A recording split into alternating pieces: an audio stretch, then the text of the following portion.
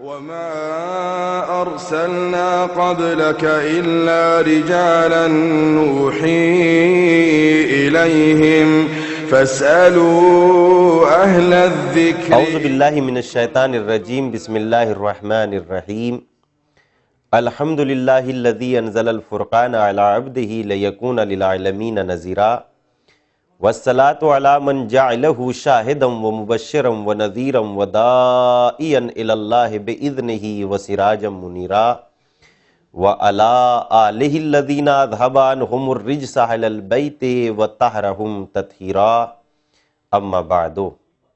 ناظرین سلام علیکم۔ دینی احکام میں آپ سبھی کا استقبال ہے، جس میں ہم آپ کی خدمت میں سوال و جواب کی صورت میں احکام شریعہ بیان کرتے ہیں۔ اس سلسلے میں ہماری گفتگو احکام نجاسات کے بارے میں ہو رہی ہے، جس میں ہم آپ کی خدمت میں پیش کر رہے ہیں کہ پاک چیز نجس کیسے ہو جاتی ہے۔ تو آئیے اس سلسلے کا ہمارا پہلا سوال ہے، اگر مکھی کسی تر نجس چیز پر بیٹھ جائے اور پھر وہی مکھی دوسری تر پاک چیز پر بیٹھ جائے تو کیا پاک چیز نجس ہو جائے گی؟ جواب پیش خدمت ہے، اگر مکھی یا دوسرا کوئی ایسا ہی جاندار پرندہ وغیرہ کسی تر نجس چیز پر بیٹھ جائے اور پھر وہ دوسری تر پاک چیز پر بیٹھ جائے اور یہ علم ہو جائے کہ اس کے ساتھ نجاست تھی، تو یہ پاک چیز نجس ہو جائے گی۔ لیکن اگر یہ معلوم نہ ہو کہ اس کے ساتھ نجاست تھی تو پھر نجس نہ ہوگی، پاک رہے گی۔ دوسرا ہمارا سوال ہے، اگر بدن کے کسی حصے پر پسینہ ہو اور وہ حصہ نجس ہو جائے اور یہ پسینہ بہہ کر بدن کے دوسرے حصے تک پہنچ جائے تو کیا بدن کا وہ حصہ بھی نجس ہو جائے گا جس تک یہ پسینہ پہنچا ہے؟ جواب پیش خدمت ہے، اگر بدن کے کسی حصے پر پسینہ ہو اور بدن کا وہ حصہ نجس ہو جائے جس پر پسینہ ہے، اور یہ پسینہ بہہ کر بدن کے دوسرے حصوں تک پہنچ جائے، تو جہاں جہاں تک یہ پسینہ بہہ کر پہنچے گا وہ پورا بدن نجس ہو جائے گا۔ لیکن اگر پسینہ نہ بہے تو اتنا ہی بدن کا حصہ نجس ہوگا جس پر پسینہ ہے۔ تیسرا ہمارا سوال ہے، اگر بلغم کے اندر خون آ جائے تو کیا یہ بلغم نجس ہو جائے گا؟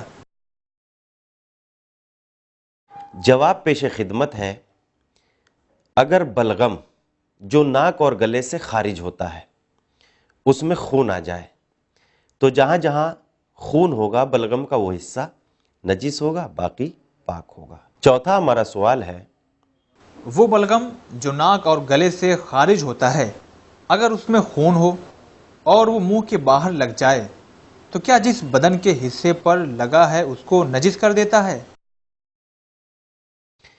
جواب پیش خدمت ہے، وہ بلغم جو ناک اور گلے سے خارج ہوتا ہے اگر اس میں خون ہو تو بدن کے جس حصے کے بارے میں یہ یقین ہو کہ بلغم کا نجس حصہ لگا ہے تو بدن نجس ہو جائے گا، اور جس کے بارے میں شک ہو کہ آیا بلغم کا وہ حصہ لگا ہے جس میں خون تھا یا نہیں تو بدن پاک رہے گا۔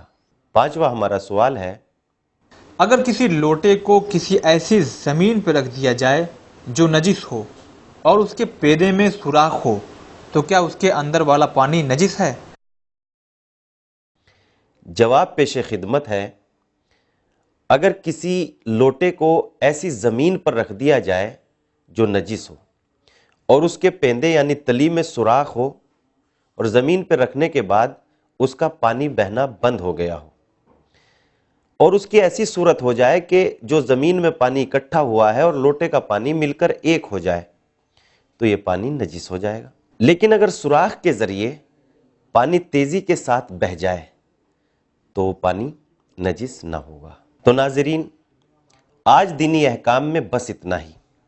ہم چاہیں گے آپ سے اجازت، لیکن ایک حدیث معصوم کے بعد۔